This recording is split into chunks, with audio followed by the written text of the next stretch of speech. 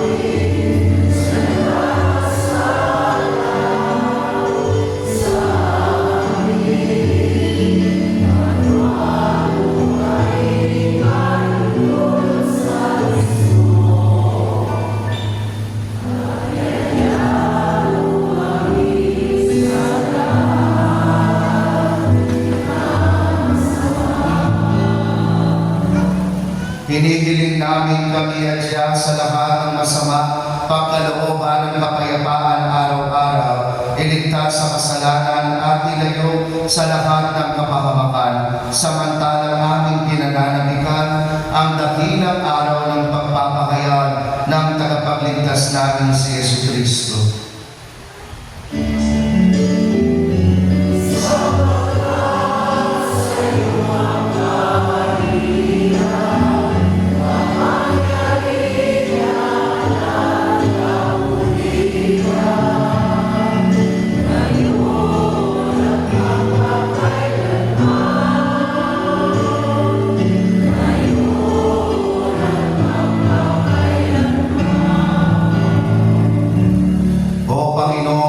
Kristo, sinabi mo po sa iyong mga apostol, kapayapaan ang iniiwan ko sa inyo, ang aking kapayapaan ang ibinibigay ko sa inyo.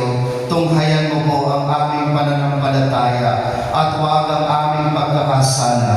Pagkalooban mo po kami ng kapayapaan, ng pagkakaisa, ng kagalingan ayon sa iyong kalooban, kasama ng Espiritu Santo, magpasa walang hanggan. Amen. Ang kapayapaan po ng Panginoon ay laging sumainyo. At sumainyo. Maghangad, magbigayan kayo ng kapayapaan sa bawat isa. Kapayapaan. Kapayapaan po sa bawat